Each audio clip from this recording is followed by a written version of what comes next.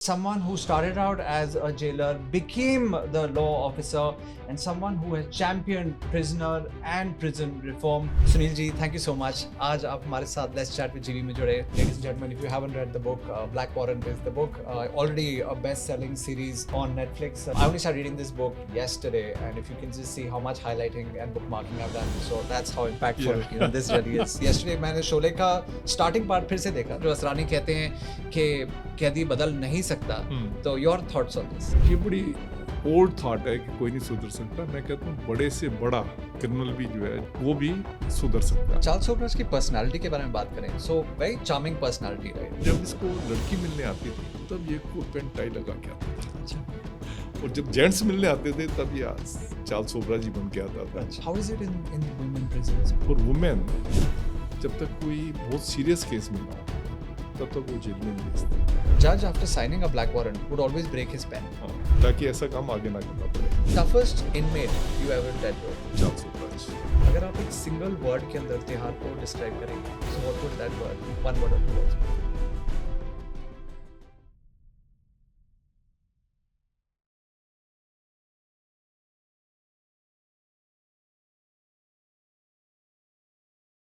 Ladies and gentlemen, जब आप Tihar jail के बारे में सोचते हो, तो what are the thoughts that go through your mind? एक डरावनी जगह, खुखार जगह, ऐसी जगह जहाँ जाने माने और खतरनाक क्रिमिनल्स भी रह चुके हैं. चार्ल्स सोबरस से लेकर recent times में अगर हम देखें Afzal Guru, and even political prisoners अगर देखा जाए, to the likes of Anna Hazare have been in Tihar jail as well. आज हमारे साथ एक ऐसे शख्स जुड़े हैं, someone who has spent not 5, not 10, not 15, but 35 years inside Tihar jail. And I don't mean inside Tihar jail in that manner, but someone who started out as a jailer, became the law officer, and someone who has championed prisoner and prison reform. Sunil ji, thank you so much. आज आप हमारे साथ Let's Chat with GV में जुड़े. Thank you so much for actually joining. Right. So let's go back right to the beginning. जब शुरुआत में हम बात कर रहे हैं 1981, when you first came into Tihar jail as a 24-year-old, तो नॉर्दर्न रेलवेज की आप एक नौकरी छोड़ के आपने सोचा कि मैं तिहाड़ जेल के अंदर ज्वाइन करूं, तो उस टाइम आपका माइंडसेट क्या था? व्हाट वाज द लॉजिक और रीजन बिहाइंड ज्वाइनिंग? देखिए, रेलवे का जो मैं जॉब कर रहा था, that was a good job and I was earning handsomely there, but the question was to remain in Delhi. For me, that was the priority, to remain in Delhi. Since my mother was, old father was also, you can say, handicapped, visually handicapped. तो मेरा ये था कि मेरे दिल्ली में रहना ज़्यादा जरूरी था. प्लस हर एक का जैसे बचपन में शौक होता है कि हम पुलिस वाले बनेंगे, वर्दी पहनने का शौक मुझे भी था. तो जब ये तिहाड़ का ये ऑफर मिला, तो मैंने ऑफर को एकदम एक्सेप्ट कर लिया, पकड़ लिया. right. और उसके बाद जो है तिहाड़ से ही मेरा आगे करियर बनना था. वहीं से मेरे बच्चे जो है बड़े होने थे. So बस. And I think Poonam ji, I think we'll talk about that later as well. I think 34 साल की उम्र पे, finally I think you both got married. When you were around 34, I think you write in the book perhaps. No, I was at that time, I'm 56 born. So this all happened, our affair started when she was 23. Okay. Yeah. Okay. But it was dragged on. Anji. So, because I think, as you mentioned also, that matlab, even to marry someone who had a connection with Tihar jail, matlab लोग भी डरते थे, right? It was not an easy decision. ये अभी भी है. बिल्कुल. मैं अभी भी एक मेरी किताब आ रही है, रोमांस इन जेल्स. तो उसमें मैंने लिखा है, खासकर हम अपने यहाँ देखते हैं, खासकर जो फीमेल स्टाफ है, इतने बड़े बड़े ऑफिसर्स हैं हमारे फीमेल्स के, या तो अगर उनका अच्छा मैच तब होता है कि अगर वो किसी जेल वाले से शादी करते हैं या पुलिस वाले से करते हैं. इवन फीमेल स्टाफ की उसमें ज्यादा है कि कोई मेल जो है अच्छी उसका जो है वो शादी नहीं करना चाहता. उसको ये होता है कि कल को कोई बात हो गई, कोई डिस्प्यूट हो गया, ये तो हमारे ऊपर हैवी हो जाएंगे. और तो ये बातें बिल्कुल एग्रीड. लेकिन जैसे आपने बताया कि railway job would have meant transfer, frequent travel, and at least यहाँ एक job थी where you would have been stationed in one place. And I think and of course again, ladies and gentlemen, if you haven't read the book, Black Warrant is the book, already a best-selling series on Netflix, जो I think 10th जनवरी 2025 को ही release हुई थी हाँ and रॉटन tomatoes पे top rating end of course very critical acclaim. तो अगर आपने नहीं देखी वो सीरीज आप जरूर देखें. अगर आपने किताब नहीं पढ़ी तो आप जरूर पढ़ें.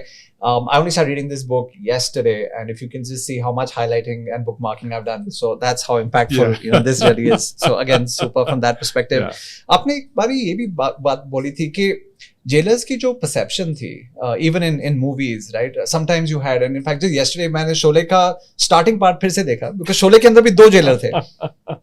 राइट, एक जेलर शुरू में आता है ठाकुर के पास, संजीव कुमार के पास, और जब उन्होंने बोला कि जब संजीव कुमार उनको बोलते हैं कि मुझे जय और वीरू चाहिए, तो उन्हें बोला कि कैदी क्यों मांग रहे हैं, क्योंकि कैदी तो खोटे सिक्के की तरह होता है. और उन्होंने बोला नहीं, हर कैदी खोटा सिक्का नहीं होता. तो I think that probably is your belief and I will touch upon that as well. And second jailer of course Asrani, वो तो थोड़ा कॉमिकल थे उसके अंदर, लेकिन वो भी बोलते थे अंग्रेजी के जमाने का मैं जेलर, अंग्रेजों के टाइम का जेलर. बिल्कुल. और उन्हें शायद ये भी बोला कि कॉन्विक्ट जो है, कैदी जो है, वो बदल नहीं सकता, रिफॉर्म नहीं हो सकता उसका. ये असरानी का कहना था पिक्चर में. So your thoughts on both these aspects. जो पहला जेलर बोलता है कि हर कैदी खोटे सिक्के की तरह होता है, एंड सेकंड जो असरानी कहते हैं कि कैदी बदल नहीं सकता. तो योर थॉट्स ऑन दिस? देखिए क्या, ये पुराने टाइम पे अंग्रेजों की ये थॉट थी कि जो जिसने क्राइम कर दिया तो वो बदल नहीं सकता. उन्होंने कभी रिफॉर्म्स के बारे में सोचा नहीं. बिल्कुल. और दूसरा क्या है कि अंग्रेजों के जमाने के जेलर का मतलब ये होता है कि बहुत टॉर्चर देने वाला है. क्योंकि अंग्रेजों के टाइम पे जो हिंदुस्तानी जो होते थे, फ्रीडम फाइटर्स जो थे, इनको इतना टॉर्चर दिया जाता था. अगर आप देखेंगे ना, जो हमारा पंजाब जेल में वो था, इतना ज्यादा टॉर्चर दिया जाता था. उनको खाना नहीं देते थे, खाना देते थे तो कीड़े वाला खाना देते, और सब चीज उन्होंने लेजिटिमाइज की थी. मैनुअल में लिखा हुआ था, मैनुअल में लिखा हुआ था.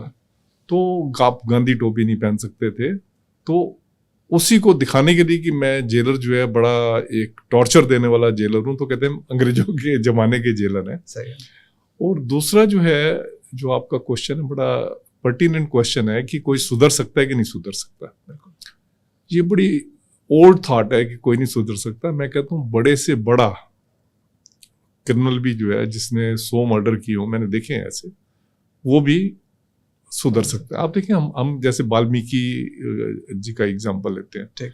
वाल्मीकि जी डाकू थे, सही बात क्या है ना हमारी उसमें. उसके बाद देखें उन्होंने कितनी वाल्मीकि रामायण लिख दी, कितने ग्रंथ लिख दे. बिल्कुल.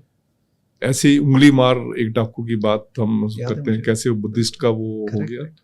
तो हरेक में सुधरने का स्कोप होता है. बिल्कुल. देखें क्या होता है, क्राइम क्या है. सही बात है. क्राइम क्या है कि थोड़ी सी आपको प्रोवोकेशन हुई, आपको किसी ने गाली निकाल दी, बिल्कुल, जरा सा एक इंस्टिगेशन है कि किसी ने गाली निकाली, आप एकदम उसकी जान लेने के लिए तैयार हो जाते हो. हीट ऑफ द मोमेंट, मतलब उस टाइम रिस्पॉन्ड ऐसा हो जाता है. आप देखिए जैसे अगर ट्रैफिक उसमें होता है, जरा किसी रोड रेज के अंदर, रोड रेज में जरा सी बात हुई, वो मारने के लिए तैयार हो जाता है. जरा गाली निकाली तो फिर वो तो हिट कर ही देगा. तो वो भी देखा जाए तो वो भी क्रिमिनल ही है जिसने वो किया है. बिल्कुल. तो हर एक क्रिमिनल में सुधार की होती है बहुत ज्यादा. किसी में ये जरूर है कि किसी में जो है सुधार एकदम 360 आ जाता है, किसी में जो है थोड़ा कम होता है. सुधार की हर एक में जो है क्षमता है. नहीं, एग्री कंप्लीटली. और जैसे आपने बताया कभी हीट ऑफ द मोमेंट, और आई थिंक आपने किताब के अंदर एक इंस्टेंस भी लिया था कि हौस खास के अंदर जो इंडिविजुअल थे जो गैस सिलेंडर के ऊपर उनकी तू मैमे हो गई, और उसके बेसिस पे आई थिंक मिस्टर बांगा थे शायद उसके अंदर. और आपने बताया कि मतलब हीट ऑफ द मोमेंट आके उनने वो क्राइम अपना कर दिया, एंड तिहाड़ के अंदर रिफॉर्म हुए, और रिलीज के बाद बहुत ही सक्सेसफुल भी रहे. वो बहुत सक्सेसफुल है. वो लिखकर बना, अभी मेरे फेसबुक पे भी है. करेक्ट. और मेरे से बातचीत उसकी होती रहती है, और वो बड़ा शुक्रगुजार है मेरा कि मैंने उसका एग्जाम्पल जो अपनी किताब में दिया. उनका भी क्या था कि उन दिनों में सिलेंडर्स, गैस सिलेंडर्स की बड़ी मारामारी होती थी, बहुत ज्यादा मारामारी होती थी. तो गैस सिलेंडर इनके घर पे खाना बनाने के लिए वो था नहीं. इन्होंने गैस सिलेंडर पहले बुक करवाया हुआ था, पर वो जो डिलीवरी मैन था वो किसी और को दे रहा था. तो उस पर इनका गुस्सा हो गया, और गुस्से में जो है उसको मार दिया. उसके बाद आप देखें कि जब मार दिया, वो मेरे पास टाइपिंग का काम करते थे. तो मेरे पास टाइपिंग का काम करके तो वहाँ पे फिर हम रिसर्च को उस टाइम पे जो है काफ़ी ज़्यादा प्रमोट करते थे। हाँ जी। किसी ने भी अगर जेल पे रिसर्च करनी होती थी, प्रिजनर्स की साइकोलॉजी पे रिसर्च करनी होती थी, तो हमारे पास आते थे, तो हम उनको, मैं तो खासकर गुरदीप बग्गा के हवाले कर देता था। गुरदीप बग्गा जो है स्टैटिस्टिक्स वगैरह इकट्ठी करके देता था। लड़की भी आते, लड़के भी काफ़ी आते थे। तो बाई चांस मेरे ऑफिस का सहयोग होना था उसकी शादी के लिए। तो एक बार मैं कोर्ट से वापस आया तो देखा तो ऑफिस में वो किसी एक लड़की से जो रिसर्चर थी उससे बात कर रहा था। करेक्ट। तो मैंने उससे पूछा, मैंने क्या कि उसने तब तो मना कर दिया, नहीं कुछ ऐसी बात नहीं है, तो जस्ट हम बात कर रहे थे। करेक्ट। उसके बाद जो है उसने अपना कांटेक्ट बनाए रखा। हाँ जी। और फिर बाद में जाकर उससे शादी की, and they are very happily married. और उसको कोई भी, देखें क्या होता है कि आप जेल में किसी को बहुत आप फेवर कर रहे हो या कुछ भी कर रहे हो, तो जनरली क्या होता है कि आप जब बाहर मिलते हो ना, तो वो आपको या तो वो रास्ता बदल लेगा या वो आपको पहचानने से मना कर देगा, क्योंकि वो आपके साथ अपने आप को रिकॉग्नाइज नहीं करवाना चाहता। जो मेमोरीज थी वो प्लेजेंट मेमोरीज भी नहीं थी, तो उस चक्कर में मेमोरी भी प्लेजेंट नहीं थी।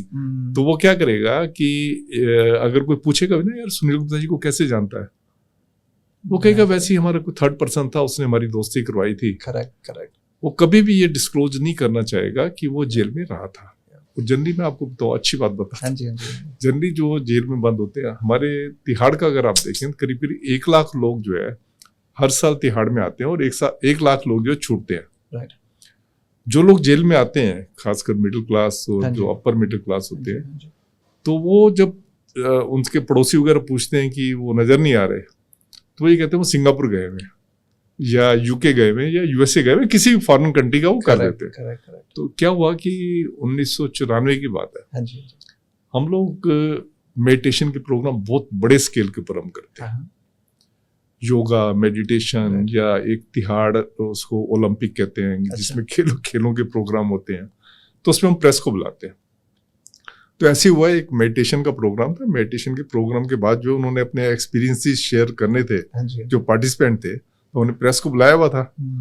तो प्रेस को बुलाया हुआ था, तो उस बंदे को कहा तो अपने एक्सपीरियंसेस बता।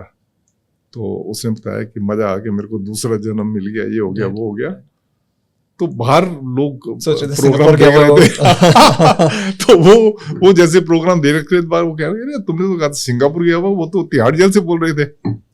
तो इसलिए ना ज्यादातर जो होते हैं वो रिलेशन नहीं रखना चाहते जेल से छूटने के बाद।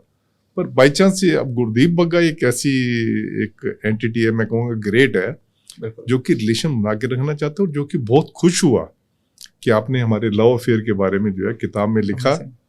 और उसका बेटा जो है, पीछे जहान कपूर जो इसका हीरो था, जिसने मेरा रोल प्ले किया, तो उसका एक प्ले था यहाँ पे श्री राम ऑडिटोरियम में, मंडी हाउस। उसको देखने के लिए आया, और उसको देखने के लिए आया, और उसने आगे फिर अपना वो परिचय दिया कि मैं गुरदीप बग्गा का बेटा हूँ। तो ये है। Very good. In fact, कल जब मैंने आपका reference देखा about him, then I searched him on LinkedIn also, and I saw that, as you said, मतलब बहुत अच्छा उनका business चल रहा है, बहुत अच्छे घर का बड़ा। right? So again, a story where not all stories are, horror stories. There are also stories of, of good things that happen, of success that happen. I think a very important lesson from that perspective as well. अगर हम again, शुरुआत में जाएं, when you just joined, and of course आपने ये भी किताब में काफी लिखा है कि मोटा मोटी जब लोग ज्वाइन करते थे, एक तो the barrier for entry from education perspective बहुत ही लो रहता था। Like I think आपने बताया जब prison reform आया तब भी matricular pass अपना बताया गया था, अगर आप 10th पास हैं तो तब आप ज्वाइन कर सकते हैं, उससे पहले तो शायद वो भी नहीं था। And you came with a law degree and all of that, so I think there must have been some degree of intimidation for the officers over there also at the time. So point again being that जो आपके colleagues they show in the Netflix series also आपके साथ the two join. I think mostly अपना पंजाबी जट और हरियाणवी जट लोग होते हैं, but आपका जो disposition था बहुत ही अलग था, और आपने किताब में भी लिखा है that coming being a Gupta like from the Banya community, very frail in terms of disposition compared to what is required over there. तो उस time how was that like for you in the early days of course? हाँ देखिए, जब 81 में जब मैंने join किया था 8 मई 1981, right, at that time for this ASP post जिस पे हम गए थे, उसके लिए तो था ग्रेजुएशन हो प्लस डिग्री वगैरह हो, और कई सारा क्वालिफिकेशन वगैरह दिए हुए थे, आपका कद इतना हो, आपकी चेस्ट कितनी हो, आपको वो स्पोर्ट्स का अगर आपका वो है तो उसको प्रेफरेंस मिलती थी। तो हमसे पहले our was the first cadre Delhi की। अच्छा, इससे पहले शायद ये समझा जाता था कि दिल्ली वाले जेल चला ही नहीं सकते, पूरे दिल्ली वाले, कास्ट बैरियर तो बाद में आता है, पहले तो उनको ये था कि शायद जो दिल्ली जेल जो है ये या तो हरियाणा वाले चला सकते हैं या पंजाब वाले चला सकते हैं, दिल्ली वालों में इतनी क्षमता नहीं है अपनी जेल चलाएं। तो जब हम सिलेक्ट हुए तो हरियाणा का जो है सुप्रिंटेंडेंट जेल था मिस्टर विज, BL विज थे। तो मैं जब गया वहाँ पे तो वो मुझे कहने लगे कि आप क्यों आए हो? मैंने कहा मेरे गवर्नमेंट ने सिलेक्ट किया है, मैं इसलिए आया हूँ। कहते नहीं अब तो यहाँ कोई वैकेंसी नहीं है। मैंने कहा वैकेंसी कैसे नहीं है जब गवर्नमेंट, ये तो आई वॉज अवेयर कि जब गवर्नमेंट की एक दिल्ली गवर्नमेंट के सीनियर ऑफिसर्स ने मुझे सिलेक्ट किया तो ऐसा तो हो नहीं सकता वैकेंसी ना हो। तो खैर उन्होंने थोड़ा इधर उधर की बातें करके पूरा दिन मुझे बिठाया और शाम को मुझे ज्वाइन करवा लिया। तो उसके बाद जब हम आए तो जैसे आपने एक बात कही है कि जेल की नौकरी कोई इतनी अट्रैक्टिव नौकरी नहीं होती थी। ज्यादातर जो लोअर स्टाफ था, यहाँ तो हो गया ग्रेजुएशन आपका कंपल्सरी हो गया, बिल्कुल। जो लोअर स्टाफ होता था जनरली जो वार्डर्स वगैरह हैं या और स्टाफ है, इनको सुप्रिंटेंडेंट जेल जो है किसी को भी रख लेता था। अच्छा, सिफारिश पे कोई उसके घर में खाना बना रहा है, कोई उसके घर में कोई सफाई कर रहा है, उनके बच्चों को रख लिया। ज्यादातर लोग ऐसे थे जो रखे हुए थे। तब जेल भी छोटी सी होती थी। तो मैं जैसे गया वहां पे तो वहां पे गुप्ता कोई मतलब हमारी इस बनिया कौम का तो कोई भी वो नहीं था, कोई ना तो नीचे के स्टाफ में था ना ऊपर के स्टाफ में था। तो मुझे वहां प्रूव करना था कि अगर मुझे जेलर सक्सेसफुल जेलर मेरे को बनना है, या तो मैं एक जैसे आम धारा बह रही है उसमें बहता जाता, अगर मुझे सक्सेसफुल जेलर बनना है तो मुझे प्रूव करना था कि मैं कर सकता हूँ। तो वो मेरे संस्कार आप कह लें कि ऐसे थे कि मैंने ना पहली बार मेरे ख्याल होगा मैंने सोचा कि मैंने अपना जो रास्ता है, जो मेरे को फैमिली ने रास्ता दिखाया है, उस रास्ते को तो मैंने किसी हालत में जो है मैंने नहीं छोड़ना। बिल्कुल। रास्ता क्या था कि कब हमेशा सच बोलना है। हाँ जी। दूसरे की हेल्प करनी है। करेक्ट। और कभी भी आपने चाहे कुछ हो जाए, आपने अनट्रस्टवर्दी मतलब अपनी ऑनेस्टी को आपने कभी भी छोड़ना। बेशक आप कहीं तक चले जाओ, नीचे मर जाओ, पर आपने ऑनेस्टी जो है आपने नहीं छोड़नी। आपने शायद सुना होगा पुराने आर्य समाजी जो होते थे वो ऐसे होते थे। ऐसे मेरी फैमिली का ऐसा बैकग्राउंड था।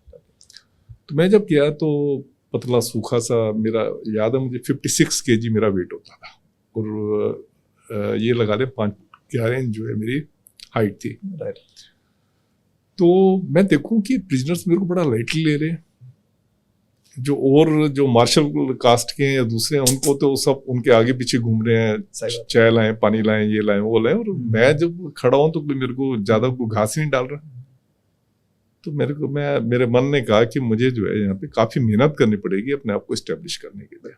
तो सबसे पहला रास्ता तो मैंने ये था, ऑनेस्टी के रास्ते को मैं नहीं छोड़ सकता था, झूठ के रास्ते को मैं कभी नहीं पकड़ सकता था। तो वही अपना मैंने हथियार बनाए, और जब अपना काम करना शुरू किया, जब प्रिजनर्स को ये पता लगना शुरू हुआ कि ये बंदा डरेगा नहीं, कि इसको रिश्वत से आप कभी भी आप इसको अपनी साइड पे नहीं कर सकते, तो उससे धीरे धीरे ऐसी धाक बनी कि जिस जेल में मैं जाता था, देखिए आप कभी भी जेल चलाते हाँ हैं जी, या हाँ जी।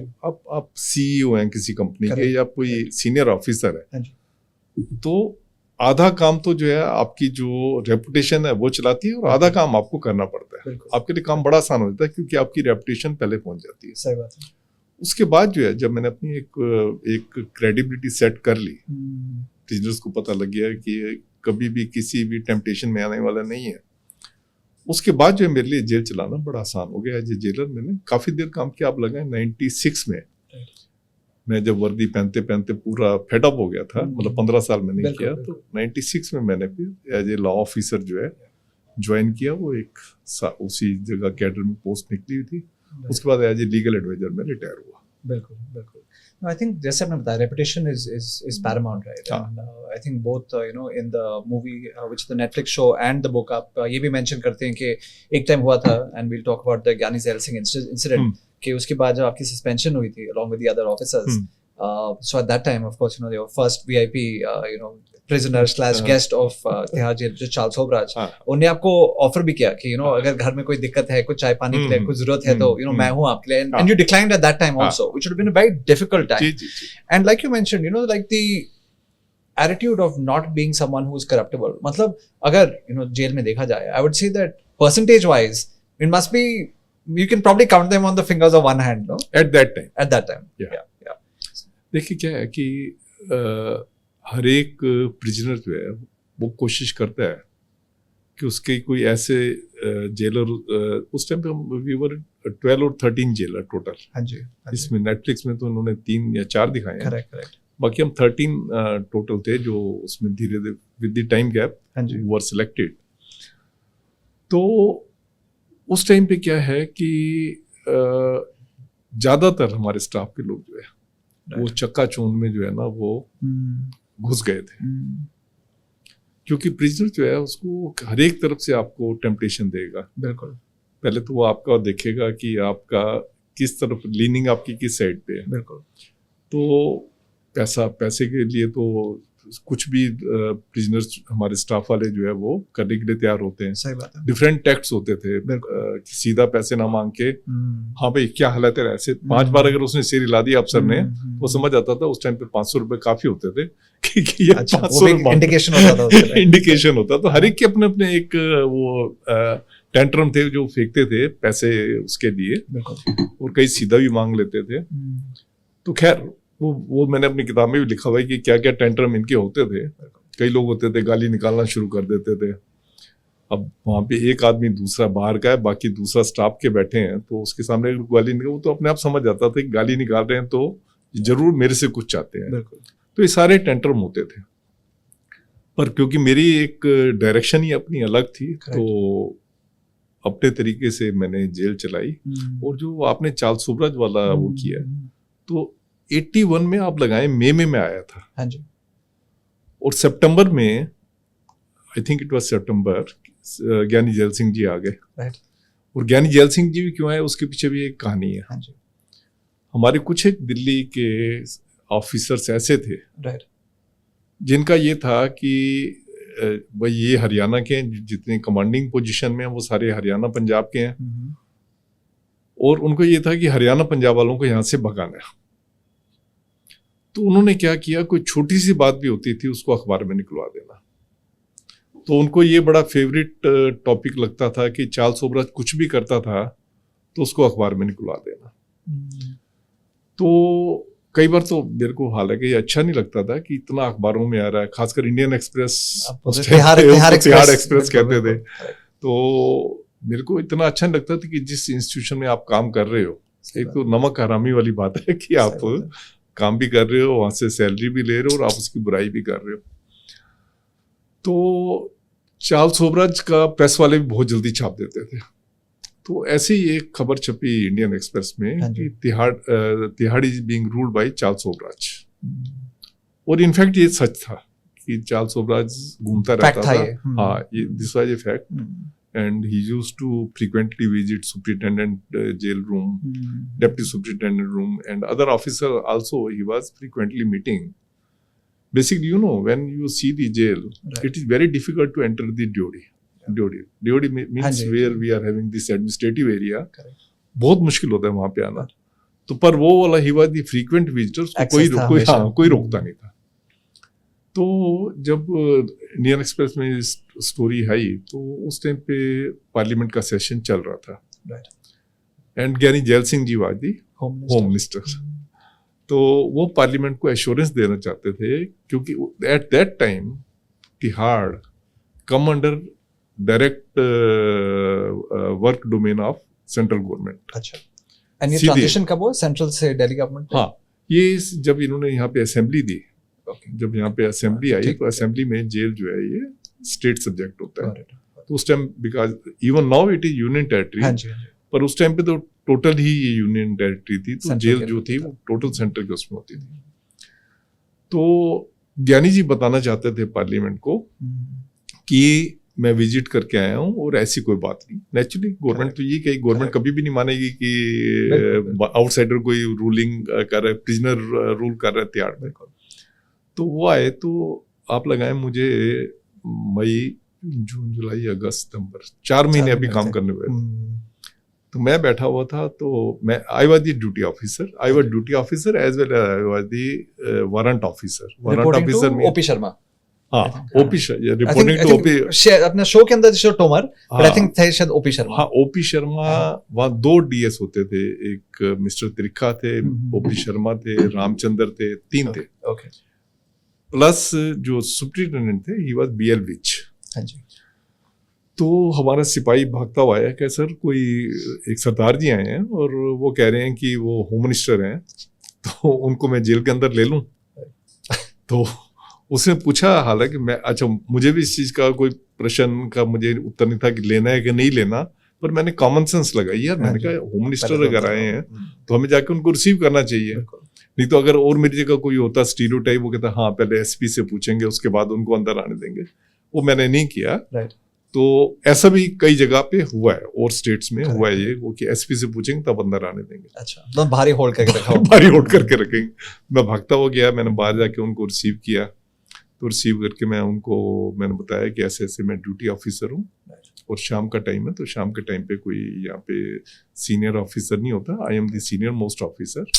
और डिप्टी सुपरिटेंडेंट उस टाइम पे क्या होता था, वो भी बड़ी मजेदार बात है। जो डिप्टी सुपरिटेंडेंट होते थे वो रात के 8 साढ़े 8 बजे आते थे, घर से पूरा शराब पी के आना, टुन हो के। उसके बाद आके उनका एक ड्राइवर भी उनके साथ होता था, उन्होंने अपनी सीट पे बैठना और वहां से जो कैदियों को निकालते जाना। उनका ड्राइवर होता था और जो उनके और एजेंट होते थे, सरोगेट्स होते थे, वो बाहर जाके पैसे वगैरह इकट्ठे करते थे लोगों से। जो भी लगता था ना कि कोई पैसे वाला छूट रहा है, तो वो जाके उनसे पैसे वगैरह इकट्ठे करते। और रात के 11 बजे तक जो है कैदियों की रिलीज जो है होती रहती थी। तो मैंने जाके उनको रिसीव किया और मैं उनको अंदर लेके आया। तो जैसे ही अंदर आए तो मैंने उनको कहा कि सर आपको ना एंटर करना पड़ेगा। हाँ, तो मुझे उनका जो PS है तरलोचन सिंह, जो आजकल वो माइनॉरिटी कमीशन के भी वो चेयरमैन वगैरह थे, कहने लगे आप इनसे सर से वो करवा रहे हैं। मैंने कहा नहीं प्रोटोकॉल था, जो प्रोटोकॉल है ये तो जेल मैनुअल का उल्लंघन नहीं कर सकते। तो उनको अंदर लेके आया। फिर मुझे वो कहने लगे कि सुनील हमें ना जहाँ चार्ल्स सोबराज को रखा हुआ है वहां लेके चलो। तो मैं समझ तो गया था कि पक्की बात है, वो उसी जो पीछे न्यूज आई है उसके स्क्वेल में वो आए हैं। So I took him to the ward number 14, उसमें B class. At that time we were having 2 type of prisoners, B and C class. तो he was the B class prisoner. और आप देखें B क्लास भी किनको मिलती थी, जो इकोनॉमिकली वेल होते थे, इनकम टैक्स पे ही होते थे वो, या जो ग्रेजुएट होते थे उनको B क्लास मिलती थी। And at that time I think we were having around 3000 prisoners, and amongst them only 60 or 70 people were in the B class. अच्छा। और जो B क्लास होते थे वो अपने आप को समझते थे अंग्रेज। जैसे रूलर होते हैं ना, वो अपने आप को रूलर समझते थे। और जो C क्लास होते थे ऑलमोस्ट अपना व्हाइट कॉलर क्रिमिनल्स। नहीं वो they were not white collar, they were murderer, they were जेब कतरा, everything, every type of offense they were there. But since they were B class prisoner, upper समझ, जैसे हमारे रेलगाड़ी चलती है ना, उसमें बिल्कुल, एक बिल्कुल। फर्स्ट क्लास एसी का है और दूसरा जो बिल्कुल। इकोनॉमी क्लास है, इस तरीके से। और बाकी को कैटल क्लास, बैरक में भरे में जैसे आपने देखा है उसको। तो इनको बी क्लास में रखा हुआ था। तो ये बी क्लास अंडर ट्रायल्स के केस में कोर्ट देती थी, और जो कैदी के केस में जो कन्विक्ट होता था उसमें स्टेट गवर्नमेंट को पावर थी। तो इन्होंने जब मुझे कहा कि चार्ल्स सोबराज के पास ले चलो, तो मैं इनको बी क्लास में वार्ड नंबर 14 होता था उस टाइम पे, वहां पे ले गया। तो चार्ल्स सोबराज के पास हम गए, तो I was a sort of, you can say, I was interpreting what ज्ञानी जी वाज सेइंग। उनकी भी इंग्लिश थोड़ी कमजोर हो गई है। वो अपने हिंदी में बात कर रहे थे, मैं उसको आगे इंटरप्रेट इंग्लिश में ट्रांसलेट करके उनको जो है बता रहा था, और फिर वो जो बोल रहे थे वो मैं इनको बता रहा था। Sobhraj never used to speak any Hindi? No, he never, I never saw him speaking Hindi. Okay. उसने बात की, उन्होंने पूछा ज्ञानी जी ने कि ये आपके पास काफी सारी बुक्स पढ़ी हैं, आप पढ़ते हो इसको? कहता है I am very fond of reading the books. तो उसके बाद ज्ञानी जी ने कहा यहाँ कोई परेशानी तो नहीं है? तो उसने कहा नहीं, यहाँ पे कोई परेशानी नहीं है, मुझे सब चीज़ मतलब एज पर रूल्स मुझे सब चीज़ मिल जाती है। तो उसके बाद सुनील बत्रा एक था, तो वो भी एक बड़ा इनफेमस क्रिमिनल होता था, उसको उन्होंने देखा। उसके बाद जब हम, आई वॉज वेरी हैप्पी, सब कुछ ठीक ठाक चल रहा है। तो उसके बाद जेल में क्या होता है कि जेल का थोड़ा सा स्ट्रक्चर मैं आपको बताऊं कि जेल में क्या होता है, वार्ड्स होते हैं। वार्ड्स मीन जैसे एक बहुत बड़ा एरिया है, उसके बीच में ब्लॉक्स बने हुए होते हैं ना, करेक्ट, ऐसे वार्ड्स होते हैं। हम ब्लॉक ना कह के उसको वार्ड्स कहते हैं। एक एक वार्ड में 400, 500, 200, 300, मतलब depending upon the size of the block, उसको प्रिजनर्स को रखा होता है। तो in this B class ward there were at that time 60 or 70 prisoners, B class prisoner थे। तो हम जब बाहर निकल रहे थे, उस ब्लॉक से बाहर निकल रहे थे, तो मैं अंदर से तो बहुत खुश था कि everything has went very well, क्योंकि that was the main lesson कि वो जब चार्ल्स सोबराज को देखने आए थे, तो चार्ल्स सोबराज का हमने अच्छे तरीके से हैंडल कर लिया। तो जैसे ही जाने लगे, हम उस वार्ड से बाहर निकल रहे थे, तो कोई 4-5 लोग जो है दे इनग्रेस इनटू द वार्ड। अच्छा। और मैं तब इतने ज्यादा प्रिजनर्स को तो नहीं जानता था। तो 2 प्रिजनर थे जो कि रोज वहां पे होता था, रोज मार खाते थे या दूसरे को मारते थे वो। एक का नाम था भज्जी, एक का नाम था दीना। ठीक है। दोनों हैबिचुअल क्रिमिनल थे, मर्डर के केस चल रहे थे उनके ऊपर, ड्रग्स हमेशा वो लेके रखते थे। उस टाइम मैंड्रेक्स होती थी, आपने शायद सुना हो, जैसे आजकल एल्प्रेक्स है, उस टाइम पे मैंड्रेक्स करके ड्रग्स होती थी। जो प्रिजनर डॉक्टर के पास जाता था, कहता मुझे नींद नहीं आ रही, तो वो प्रिस्क्रिप्शन मैंड्रेक्स उसको मिल जाती थी। आजकल एल्प्रेक्स मिल जाती है वैसे। तो वो मैंड्रेक्स खा लेते थे, और मैंड्रेक्स की अगर 2 या 3 आपने खा ली तो आपको एक पौवे वाला नशा जो है आ जाता है। तो वो 2 जने आए अंदर, घुसे, उन्होंने पहले कहना शुरू किया, चाचा नेहरू जिंदाबाद, चाचा नेहरू जिंदाबाद। ज्ञानी जी तो खुश हो गए होंगे। ज्ञानी जी भी खुश हो गए, मैं भी खुश हो गया, क्योंकि मेरा भी कोई एक्सपीरियंस तो था नहीं। 4 महीने का एक्सपीरियंस तो कोई एक्सपीरियंस नहीं होता, जबकि हमारा लॉ ये कहता है कि 9 महीने की ट्रेनिंग हमारी शुरू में होनी चाहिए। हमारे उसमें कोई ट्रेनिंग थी नहीं, कोई training, on the job training, on the job experiences जो थे, दैट वाज द ट्रेनिंग। हमारे 1-2 अफसर थे, वो ट्रेनिंग पे गए थे, बाकी हमें सीधे ही उन्होंने कहा कि आप काम करना शुरू कर दो। और बल्कि कैदियों ने मैं ट्रेनिंग दी, कैदी बताते थे, क्योंकि वारंट वगैरह जो हैंडल करना होता है, that is very sensitive work. Warrant को कैसे आपने करना है, कैसे वारंट पे जो है डेट लिख के आती है, you have to give compliance, you have to produce the prisoner on the basis of date given on the warrant before the court. सब चीज आपको करनी होती है। हम तो वारंट के नाम से पहले तो डर लगता था, जब नौकरी ज्वाइन की हम बड़े कांपते हाथों से जो है वारंट को हाथ लगाते थे। तो उन्होंने जब चाचा नेहरू जिंदाबाद कहना शुरू किया, भारत माता की जय, तो ज्ञानी जी बहुत खुश हुए। उसके बाद मैं ज्ञानी जी को लेके फिर वो एक दूसरे वार्ड की तरफ, मैंने कहा इनको वार्ड बी क्लास का दिखा दे, एक सी क्लास का वार्ड भी दिखा देते, तो मैं उनको लेके उधर चला गया। इन द मीन टाइम क्या हुआ मुझे नहीं पता था, ये भज्जी ने एक शराब का खाली बोतल होती है वो उनके पीएस को पकड़ाई और कहने लगा यहाँ सब मिलता है, यहाँ चाचा नेहरू की जेल है, यहाँ सब मिलता है। तो भाग गए होंगे। हाँ, तो ज्ञानी जी मेरे साथ थे, उनका पीएस पीछे रुक गया था। उसके बाद मैंने उनको जब जेल वगैरह दिखाई तो जेल देख के वो आधा घंटा लगा होगा, आधा पौना घंटा लगा होगा, उसके बाद निकल गए वो। I was very happy. मेरे से एसपी ने पूछा कि कैसा रहा टूर, तो मैंने उनको बताया जी बहुत अच्छा रहा।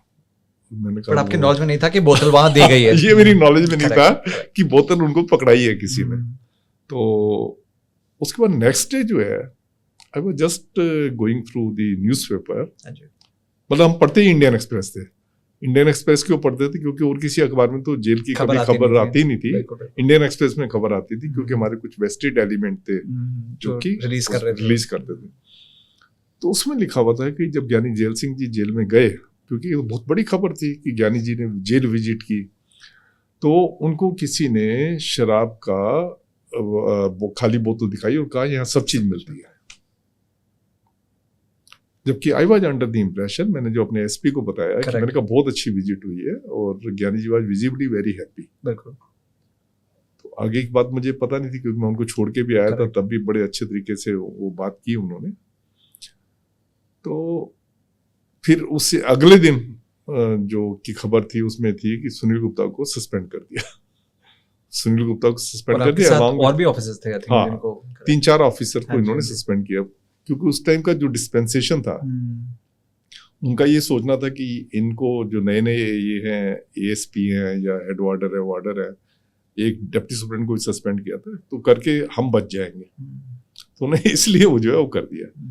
तो जब उन्होंने जब सस्पेंड किया तो आई वाज अमेज्ड कि मुझे सस्पेंड कैसे करते हैं। I am on the probation. Correct. Probation को तो कभी सस्पेंड नहीं करते, प्रोबेशन को सीधा प्रोबेशन आपका अनसेटिस्फैक्ट्री, आपको नौकरी से निकालेंगे। सही बात है। तो उन्होंने मुझे जब सस्पेंड किया तो फिर अगले दिन में आया, जब आपको सस्पेंड करते हैं तो आपको यूनिफॉर्म वगैरह सबमिट करने में आया, तब मुझे चार्ल्स सुब्रज मेरे पास आया। तो मुझे कहने लगा कि sir I am very sorry कि आपके साथ ये ऐसा हुआ है। मैंने कोई नहीं चार्ल्स, ये तो होता रहता है, कहीं और जॉब देखेंगे। मैंने यही सोचा था कि आगे मैंने कहा नौकरी से निकालने में कहीं और जॉब देखेंगे। नहीं sir I am very sorry, आपको कुछ जरूरत हो तो आप मुझे बताएं। मैंने कहा नहीं I am very well of, कुछ मुझे किसी चीज की जरूरत नहीं है। पर उसका आप देखें कि मतलब उसका एक ग्रेटिट्यूअस उसका जो एटीट्यूड था, तो दैट टच मी। तभी मेरे को याद था, नहीं तो ये चीजें याद रहती नहीं, वो मुझे याद था इसलिए मैंने किताब में लिखा है। करेक्ट। तो उसके बाद ये इन्होंने जो सोचा था कि हमें सस्पेंड करके ये आगे गाड़ी चला लेंगे, पर सेंट्रल गवर्नमेंट है वो, उन्होंने एसपी को भी सस्पेंड किया, डीएसपी और जो थे उनको भी सस्पेंड किया, लेकिन उनको कुछ नहीं हुआ। हाँ, बीएल विज वाज फाइन, उनको उन्होंने ट्रांसफर कर दिया। अच्छा, उनको भी ट्रांसफर एकदम ट्रांसफर कर दिया। बस उनका यहाँ पे आप बिल्कुल नहीं है। उसके बाद दूसरा, उसके बाद फिर जो दिल्ली के नहीं, उसके बाद भी दिल्ली के लिए, उसके बाद भी फिर राजस्थान प्रिजन सर्विस से आए ऑफिसर। तो उनका भी कोई इतना अच्छा प्लेजेंट एक्सपीरियंस मेरे साथ नहीं था। तो आपकी सस्पेंशन का पीरियड कितना रहा? ये करीब रहा है कोई मेरे ख्याल 35-40 दिन था। दिक्कत तो हुई होगी, बिकॉज़ जैसे आपने बताया even family wise everything was not the best. It was not the best. Main ये होती है कि जो पब्लिकली आपको ह्यूमिलेशन जो फेस करना पड़ता है, दैट इज वेरी टॉर्चरस। और आपकी मदर भी फेवर में नहीं थे ना इस पोजीशन? मदर भी नहीं चाहते थे कि मैं जेल की नौकरी करूं, फादर भी नहीं चाहते थे, पर मुझे जैसे एक होता है ना कि पुलिस की नौकरी करनी है, बंदूक चलाएंगे, ये चलाएंगे, वो चलाएंगे, तो वो वाला एक शौक था, वो मेरे माइंड में था। और फिर जब सस्पेंड किया, घर चले गए, तो फिर जब इन्होंने रंगा बिला वगैरह की, उसको इन्होंने हैंग करना था, तो मुझे इन्होंने 35-40 दिन में मुझे वापस ले लिया था। बट चार्ल्स सोबराज की पर्सनालिटी के बारे में बात करें, so very charming personality, right? मतलब जिस बेसिस पे वो लोगों को अपना एंटाइज करते थे, जिस कन्विंस करते थे, so again he was of course you know glorified a lot by media, but I think उनके अंदर भी कुछ था, मतलब गिफ्ट तो था उनके अंदर नहीं, to नहीं, बिल्कुल, convince and charm people. उनकी जो पर्सनैलिटी थी, उनका बात करने का स्टाइल एक ऐसा था, बड़ा तेजी से बात करते थे, बहुत तेजी से बोलते थे, प्लस चार्मिंग तो था ही। उसके जो फादर थे, ही वाज इंडियन, मुझे नाम याद है, होत चंद। इनकी मदर जो है, शी वाज वियतनामी, राइट, और ये जाके सेटल हुए थे फ्रांस में। हाँ जी, तो काफी अट्रैक्टिव वो था, और इसको लेडी किलर भी कहते थे, चार्ल्स सोबराज को। बिकिनी किलर का भी बिकिनी अपना किलर, बोला लेडी जाता किलर था, कह लें। right. इनका क्या था कि जब मैंने जेल की नौकरी ज्वाइन ही की थी, तब बड़ी अफवाहें मैंने देखा नहीं कभी भी ये वाली बात, हाँ जी, पर जो अफवाहें थी वो सच्ची होंगी। वो थी कि इन्होंने कोई डिक्टाफोन रखा हुआ था उसने, हाँ, डिक्टाफोन उस टाइम पे होते छोटे छोटे, बिल्कुल। तो उससे जो है इन्होंने रिकॉर्ड किया हुआ था सुपरिटेंडेंट और अदर सीनियर ऑफिसर्स की वॉइस को, जिसमें कि दे वर डिमांडिंग समथिंग। वो तो फिर ब्लैकमेल वाला केस हो गया फिर। प्लस ये भी उस टाइम पे बड़ा लोग कहते थे कि उसकी जो गर्लफ्रेंड आती है, शिरीन वॉकर, I think ऐसा था उसका नाम। तो शिरीन वॉकर, वो सुपरिटेंडेंट का जो एक प्राइवेट रूम है उसको इस्तेमाल करते हैं, और उसमें वो बैठे रहते हैं, कोई उस टाइम पे अंदर नहीं जा सकता। तो ये वाली बातें। तो उसके बाद क्या आता है, चार्ल्स सोबराज की जो पर्सनैलिटी थी, मैं खुद देखता था, क्योंकि बहुत जल्दी मैंने डिप्टी सुपरिटेंडेंट का काम देखना शुरू कर दिया था। इवन तो मेरी ऑफिशियल जो प्रमोशन हुई थी वो 86 में हुई थी, पूरे 5 साल में मेरी प्रमोशन हो गई थी डीएसपी की। पर क्या था कि अब हमें शुरू से ही, क्योंकि सस्पेंड वगैरह हो गए थे काफी लोग, तो डिप्टी सुपरिटेंडेंट का काम जो है वो यू कैन से फ्रॉम 82 मतलब से ही मैंने देखना शुरू कर दिया था, जिसमें प्रिजनर्स को रिलीज करने होते हैं और सारे वारंट्स को एक्सेप्ट करना होता है, कस्टडी, पुलिस कस्टडी देनी है, प्रिजन कस्टडी कैसे, जुडिशियल कस्टडी एक्सटेंड होनी है, वो सारा काम जो है करना होता है। तो जब डीएस का काम करते थे तो इसको काफ़ी लड़कियां मिलने, लड़कियां कह लें या फीमेल्स कह लें, उसको मिलने के लिए आती थी। कोई हैदराबाद यूनिवर्सिटी में प्रोफेसर थी, कोई वकील थी, कोई फॉरेनर थी, तो बहुत आते। और जब इसको लड़की मिलने आती थी तब ये कोट पैंट टाई लगा के आता था। अच्छा। और जब जेंट्स मिलने आते थे तब ये चार्ल्स सोबराज जी बन के आता था। अच्छा। वैसे इसको शौक था अच्छे कपड़े पहनने का, और कोई भी अगर इसको देखे तो उसको ये नहीं कह सकता था कि ये चार्ल्स सोबराज है। हर कोई ये समझता है कि ये कोई ऑफिसर है, जैसे आपने भी सोचा पहली बार जब आपने देखा कि ये ऑफिसर है। करेक्ट। तो हाँ, इसका बोलने का स्टाइल बड़ा कन्विंसिंग था, बहुत तेजी से बोलता था, अच्छे तरीके से बोलता था, तो ये सारी क्वालिटी उसमें थी। और लड़कियां जब आती थी तो इसका अलग ही रूप होता था, और बाकी जो आदमी वगैरह आते थे तो उनके साथ इसका अलग रूप होता था। और इसका फेवरेट जो टाइम पास था वो था पेटिशनें मनाना। ये प्रिजनर्स की, खासकर पैसे वाले आते थे तो, या कोई पढ़े लिखे होते थे, उनको ये गाइड करता था कि आपको क्या लीगल कोर्स जो है अडॉप्ट करना चाहिए। इसका अपने बारे में कहते हैं कि इसने अपना केस जो है खुद लड़ा, सुप्रीम कोर्ट में खुद अपना केस आर्गू किया, और अपने केस को, मर्डर का केस था, उसमें अपना एक्विटल लिया। और जो सीनियर एडवोकेट है, जो मतलब उस टाइम पे उसके बाद सुप्रीम कोर्ट के जज भी रहे, नाम मैं नहीं बताऊंगा, वो खाली हेल्प करते थे इसको। साइटेशन उस टाइम पे सारा सब चीज मैनुअली होती थी, किताब से साइटेशन निकाल के इसको देते थे और ये आर्गू करता था।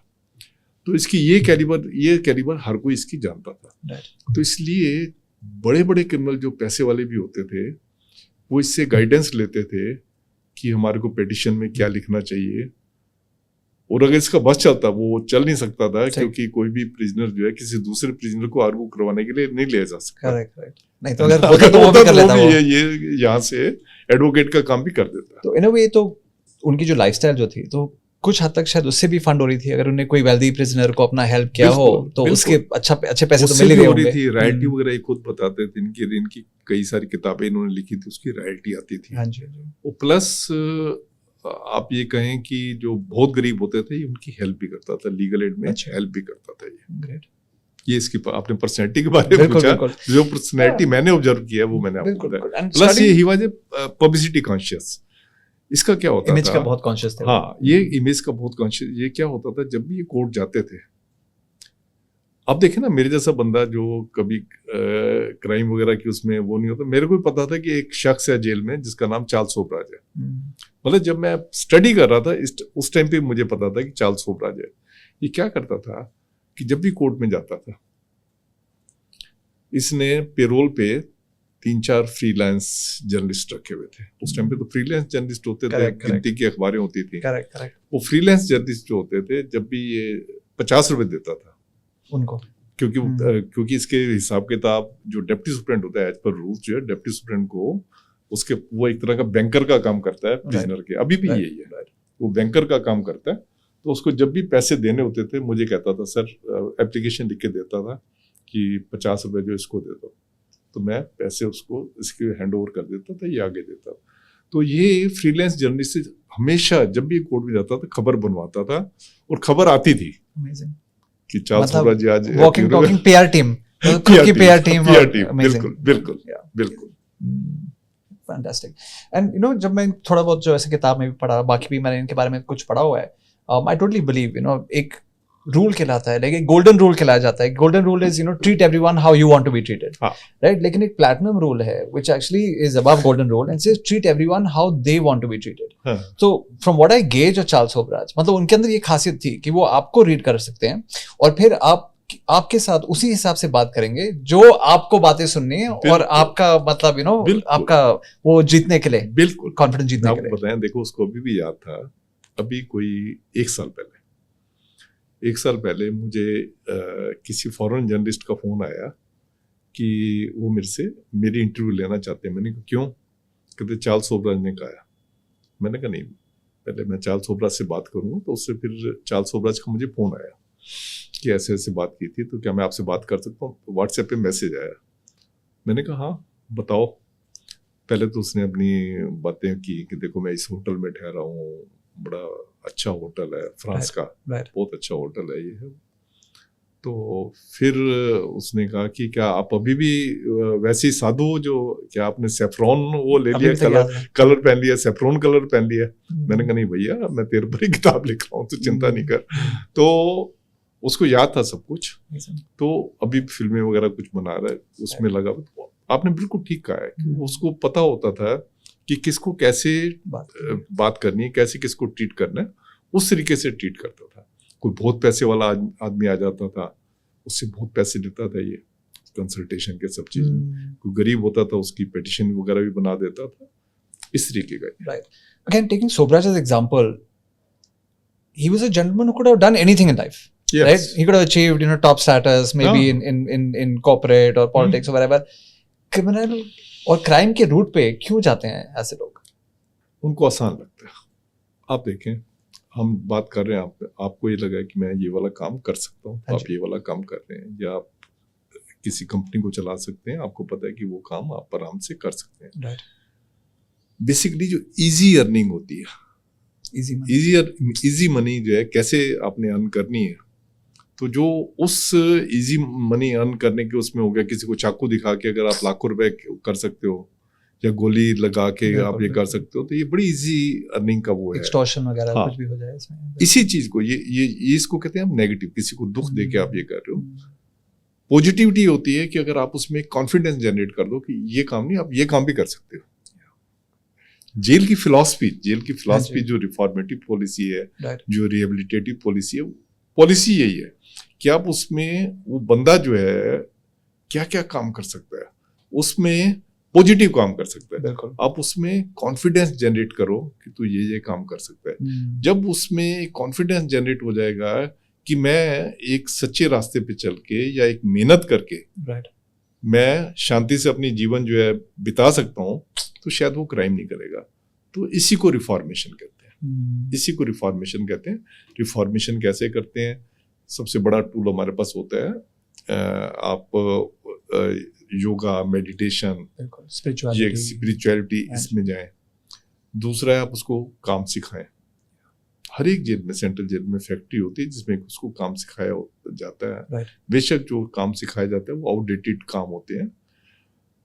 तीसरा होता है कि उसको एक विश्वास दिलाना। पहली बात तो होगी उसके दिमाग को शांत करना। बिल्कुल। जब एक आदमी हेल्दी होगा, मेडिटेशन करेगा, दिमाग उसका हेल्दी होगा, Right. तो बड़ी जल्दी काम को सीखेगा। ये दो हो गए, पहला रिफॉर्मेशन, फिर रिहेबिलिटेशन हो गया, तीसरा है रीइंटीग्रेशन। बिल्कुल।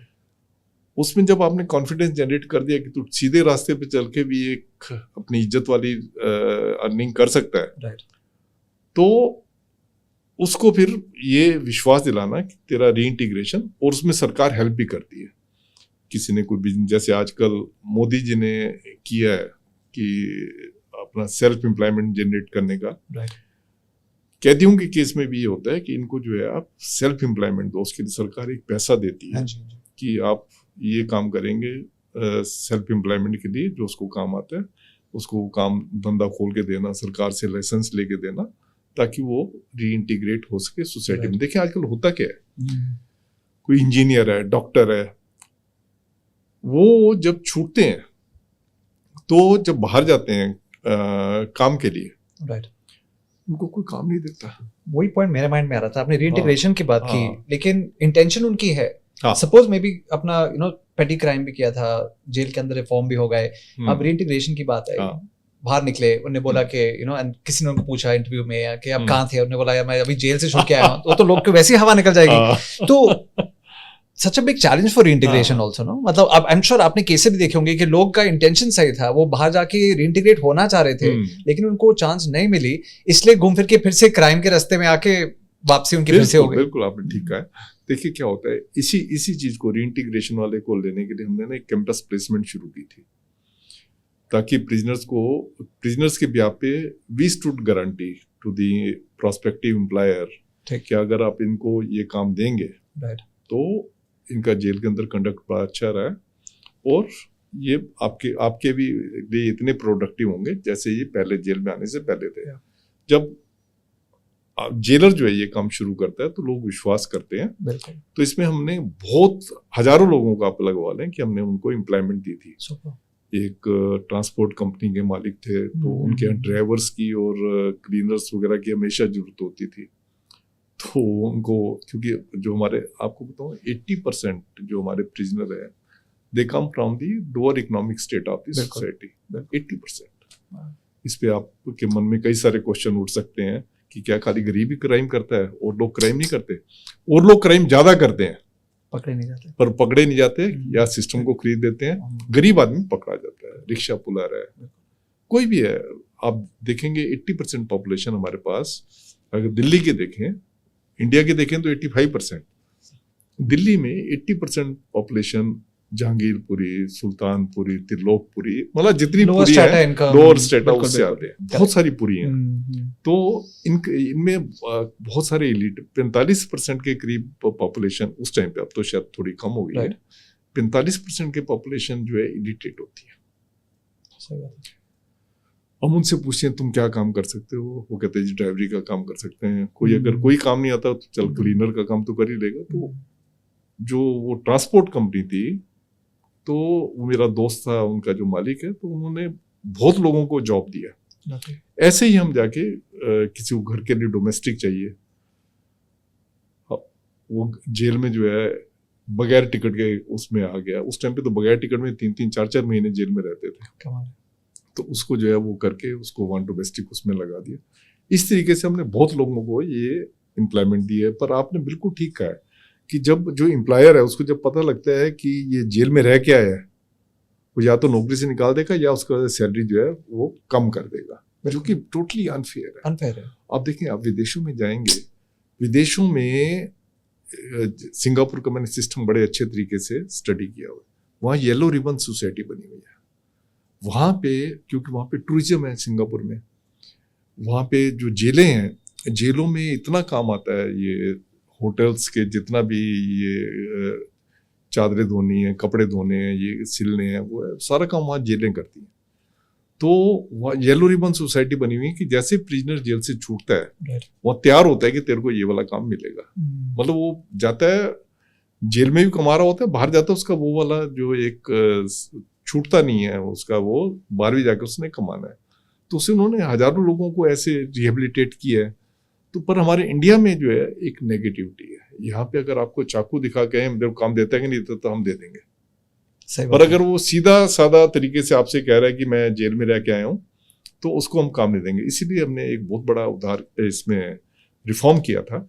हमने क्यों जेल में हम एक तरह की ITI जेल के अंदर काम करते हैं, जो ITI बाहर हैं उनके जो काम सिखाते हैं उनके हमने जेल्स में उनको कहा कि आप जेल में इनको सिखाओ, ट्रेनिंग इंस्टीट्यूट। हाँ, ट्रेनिंग इंस्टीट्यूट, आप ट्रेनिंग इंस्टीट्यूट जेल में आप इनको ट्रेनिंग दो। और जैसे आप बाहर जो है आप डिप्लोमा देते हैं, सर्टिफिकेट देते हैं, तो यहाँ भी आप डिप्लोमा सर्टिफिकेट दो, पर उस पर ये मत लिखो कि इसने जेल से किया, क्योंकि जहां आपने लिख दिया जेल से किया तो फिर क्रैश हो जाए, सारी क्रेडिबिलिटी क्रैश हो जाए। मतलब वोकेशनल ट्रेनिंग उनको दी जा रही है जिससे वो जॉब रेडी है। तो अगर वो वहां जाके किसी का काम करना चाहते हैं, electrician, plumber, certain other vocational skills, वो भी ट्रेन, वो जाके वो सर्टिफिकेट दिखाएं जिसपे ये नहीं लिखा हुआ जेल का, तो वो पूछ लें कभी कहाँ से क्या, वो ये कह देंगे क्योंकि हरिनगर इलाके में आती है जेल, वो कह देगा हरिनगर या मंडौली या जो भी ऐसे वो बताएगा, तो जॉब वगैरह मिल रहा है उनको। एक इंटरेस्टिंग आपने ये भी बताया कि इजी मनी, राइट, कि मतलब people take to crime because easy है। आपको आज भी लगता है कि यूथ जो है अपना उनकी जो एस्पिरेशंस है फॉर गैजेट्स, वेल्थ, मनी, तो उस चक्कर में लोग और जॉब्स की मतलब है कमी देखा जाए तो, और आगे बढ़ रहे हैं का ज़माना है तो हो सकता है और भी मतलब जॉब लॉसेस होंगी। तो आपको ये कंसर्न नहीं करता कि हो सकता है कि आज की जो यूथ है again they will think easy money, चलो कर लेते हैं, पकड़े जाएंगे तो देख लेंगे, because I mean, right from 70s 80s देखा जाए तो even movies were glorifying जो बंदा जेल के अंदर गया। जैसे कल शोले की बात हो रही थी, तो जय वीरू मतलब अंदर जाते थे बाहर निकलते थे, अंदर जाते थे बाहर निकलते थे, मतलब स्मार्ट होके बाहर निकल रहे हैं। सो पीपल से ठीक है जेल ही जाएंगे ना, what's the worst that could happen, and ज्यादा कुछ होगा दैट पैसे पूसे दे दो के निकल भी जाएंगे। So does it concern you that where the youth is potentially going today, जितनी उसके अंदर कमर्शियल अपना वांट्स हैं, and maybe people will start taking more to crime? You see, if we go by the prison statistics, the number of prisoner is almost static. Almost static. Yeah, it was in 2022 it was 5 lakh some thousands, and even now it is 5 lakh some thousand. Okay. But जो इनका जो crime की जो है इनका काम crime करने का तरीका जो है बदल रहा है। अब डिजिटल साइबर फ्रॉड्स वगैरह बहुत हो रहे हैं। बहुत गुड़गांव के जो अपना जो गांव है वहां तो अपना उनका काम ही डिजिटल फ्रॉड्स का है। डिजिटल फ्रॉड्स बहुत हो रहे हैं। और बाकी क्या है कि एक लालच होता है और पैसा और पैसा। आप देखें जितने बड़े बड़े गैंगस्टर दिल्ली के आप देखेंगे, आप देखें नीरज बोनिया का नाम ले लें, मैं नाम लेता नहीं हूँ जनरली, तो किसी का भी अगर नाम ले लें, तिल्लू तेजपुरिया ले लें, किसी का भी ले लें, किसी टाइम पे होता था कि एक टैबू होता था, if you have committed the crime the whole society will see you from very this lowly angle. बिल्कुल वो कहेंगे यार तूने क्राइम किया, इतने अच्छे घर का होकर तूने ऐसे क्राइम किया। तो कई बार तो क्या होता था, जो पंचायत होती थी उनमें इतने ज्यादा उनके अच्छे वो एक यार्ड स्टिक्स होते थे कि वो अगर कोई क्राइम करता था तो उसको पंचायत जो है अपना विलेज निकाला दे देती थी। कहते थे कि इनकी फैमिली में शादी वगैरह कोई नहीं करेगा, मतलब एक तरह का स्टिग्मेटिक था ये जेल में आना। पर आज की डेट में अब देखिए टाइम कैसे चेंज होता है। आज की डेट में कोई आदमी ने अगर 5 मर्डर कर दिया और खासकर murder किसी दूसरी जाति वाले के कर दिया तो you become the hero, elevate करके हीरो स्टेटस दिया जा रहा है। आप देखें, आप ये ज्यादातर क्रिमिनल जो हैं अपनी जात जरूर लगाएंगे। किसी भी क्रिमिनल का आप देखें पूरे इंडिया में, अगर आप देख लारेंस बिश्नोई भी आप देख लें, अपनी जात जरूर लगाएंगे। या दिल्ली के आप देख लो अपनी या अपने गाँव का नाम लगाएंगे। जैसे कि उन्होंने अगर 2-3 मर्डर कर दिए, मल्टीपल मर्डर कर दिए, बहुत बड़ा काम उन्होंने कर दिया। दिस इज मोरल डिग्रेडेशन, कि क्राइम को एक एक्सेप्टेंस मिल रही है पंचायत लेवल पे। पंच परमेश्वर की हम बात करते थे, जहाँ पे हम कहते थे कि पंच हमेशा सच बोलेगा परमेश्वर की तरह। वहां पे अगर वो लोग जो है ये किसी क्रिमिनल को इतना ज्यादा हीरो बना रहे हैं, तो आप सोच सकते हो सोसाइटी हमारी कहाँ पहुंच चुकी है। बिल्कुल सही बताया आपने। और इसके बाद मतलब पहले उनको ये स्टेटस मिल रहा है, फिर उनको हाँ। एक कोई पॉलिटिकल पार्टी आके टिकट दे देगी और फिर वो इलेक्शन में जीत हाँ, जाएंगे। वो भी बात, हाँ वो भी बात है। आप देखें जब ये इनको स्टेटस मिलता है, अब इंदिरा गांधी के किलर थे, अब रिलीजियस ऑर्गेनाइजेशन आगे आ जाती हैं, ठीक। उनको हीरो बना दिया। अरे आप एक ऐसे बंदे को हीरो बना रहे हो जिसने कि पूरी एक धर्म पे एक उसने एक बट्टा लगाया है कि रक्षक भक्षक बन गया। बिल्कुल बिल्कुल। पर उसको जो हीरो हैं उसमें उनको दिखाते हैं। तो ऐसे ही मतलब क्राइम का जो शेप मैं बता रहा हूँ ऐसी चेंज हो गई है। अब कोई क्रिमिनल मरता है, आप पढ़ते होगे अखबारों में, मैं तिल्लू तेजपुरिया का नाम लिया उसका बता रहा हूँ। जब तिल्लू तेजपुरिया को क्रिमेशन ग्राउंड ले गए, कहते पूरा का पूरा गांव जो है वहाँ क्रिमेशन ग्राउंड पहुंचा हुआ था। अच्छा, अरे तुम्हारा नाम उसने मार्टर ही बना दिया उसको, मार्टर तुमने बना दिया। तो इस तरीके का मोरल डिग्रेडेशन जो हो गया है, जिससे कि हमें उभरना चाहिए। राइट। और यही अब जब जेल में जब जाते हैं ये लोग, जब जेल में जाते हैं तो जेल में जाएंगे तो इन्हीं की कास्ट के लोग होते हैं। जो आप पूछ सकते हैं मेरे से, अगला क्वेश्चन आपका ये हो सकता है कि मोबाइल कैसे पहुंच जाते हैं, हाँ जी, हाँ जी, है ना, करेंसी नोट्स कैसे पहुंच जाते हैं इनके पास, या ड्रग्स कैसे पहुंच जाते हैं। करेक्ट। यही इनकी जो जात के लोग होते हैं, या तो वो होते हैं या कोई पैसे से खरीदे हुए होते हैं जो कनाइव करके अंदर इनके पास पहुंचा देते हैं। तिहाड़ में हर चीज का रेट है, राइट? अगर आपको मोबाइल फोन चाहिए तो ये प्राइस है, अगर आपको ड्रग्स चाहिए, अल्कोहल चाहिए, ये प्राइस है। I am sure there is a price tag to everything. सब चीज सब जगह है। वो तो किसी भी जेल में आप जाएंगे, या तो देखिए क्या है, हमारे यहाँ पॉलिटिकल इंटरफेरेंस इतना ज्यादा नहीं है, क्योंकि जो हमारी असेंबली है यहाँ पे इतनी पावर्स नहीं है जैसे कि और जगह एमएलएस वगैरह को पावर होती है। और जगह क्या होता है, और जेलों में अगर यूपी की जेल में जाएंगे या बिहार की जेलों में जाएंगे, जैसे आप देखते थे शाहबुद्दीन का टेरर होता था जेल के अंदर, कहते थे जेल वो चलाता था। ऐसे ही और आप क्रिमिनल्स के नाम आप देखो आते रहते थे कि जेल वो चलाते। कई सारे क्रिमिनल तो उन्होंने तिहाड़ में इसलिए भेजे सुप्रीम कोर्ट ने, क्योंकि वो वाले क्रिमिनल जो है वो उस स्टेट की जेल को जो चला रहे थे, वहाँ अपना दरबार लगाते थे, मोबाइल यूज करते थे, सब कुछ करते थे, तो इसलिए उन्होंने तिहाड़ पे भेजा। तो ये तो है कि हर एक, या तो एक आदमी का रुतबा जो होता है उससे चीजें पहुंचती हैं, या दूसरा जो है प्राइस टैग आपने कहा, मतलब प्राइस टैग वो बहुत ज्यादा एप्लीकेबल होता है। कि कोई पैसे वाला आया, मैंने अपनी बुक में भी लिखा है, कोई पैसे वाला आया, मैंने अपने सिस्टम को कोलैप्स होते देखा है। पैसे वाला आ गया, कोई इन्फ्लुएंशियल बहुत बड़ा पॉलिटिशियन आ गया, तो मैंने सिस्टम को कोलैप्स होते थे। गैंगस्टर अगर आ गया, सिस्टम को कोलैप्स होते हुए। Right.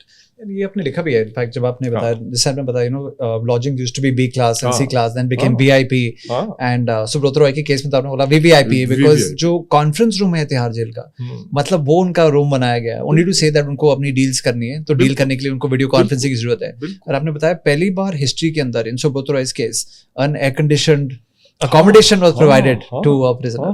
It was, you see, when it was provided, actually supreme court के आगे बहुत बड़ी विडम्बना थी। विडम्बना ये थी कि इन्होंने को 25,000 करोड़ रुपए जो है पब्लिक का उस टाइम पे देना था। बिल्कुल।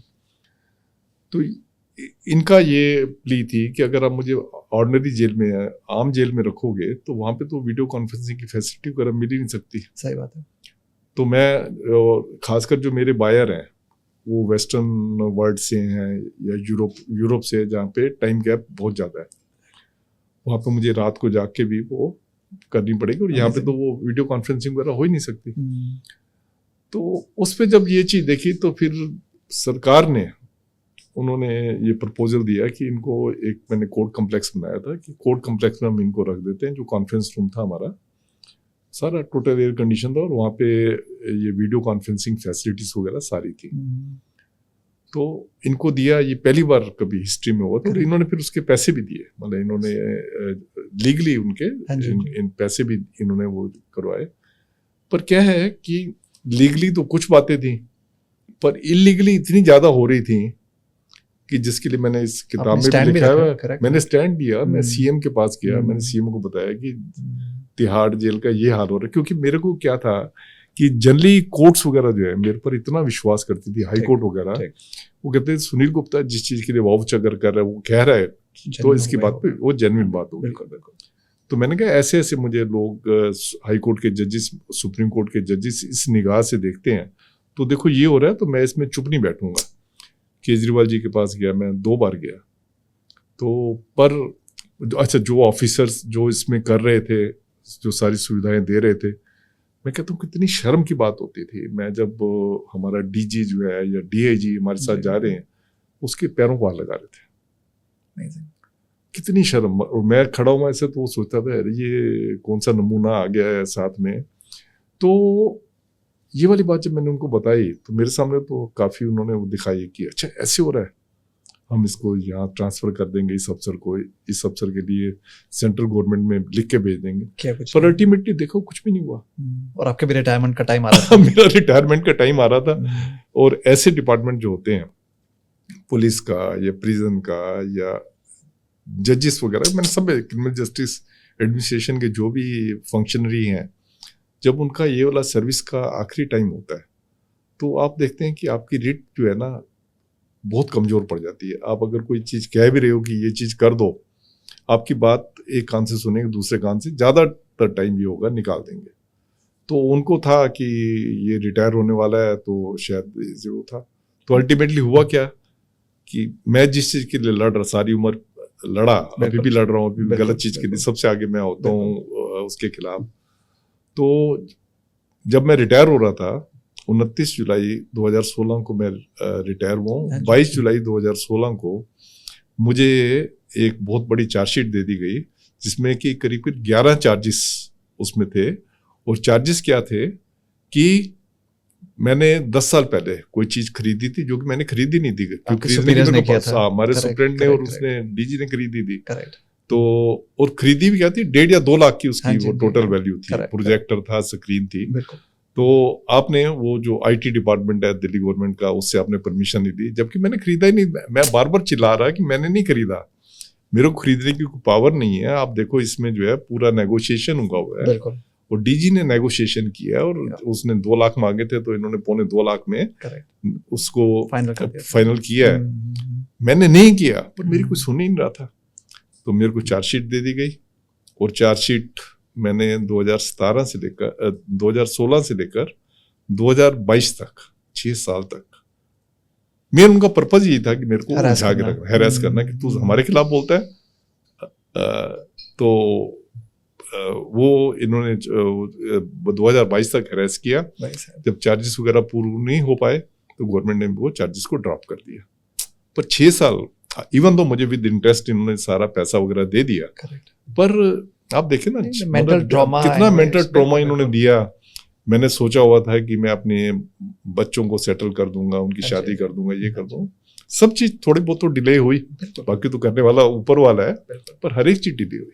आई थिंक 35 साल की सर्विस के बाद जरूर आपको चुभा तो बहुत होगा। हाँ, और जनरली ये मैंने देखा है कि जनरली कोई भी अगर ऐसा बोलने वाला होता है तो ये लोग तंग करते ही करते हैं।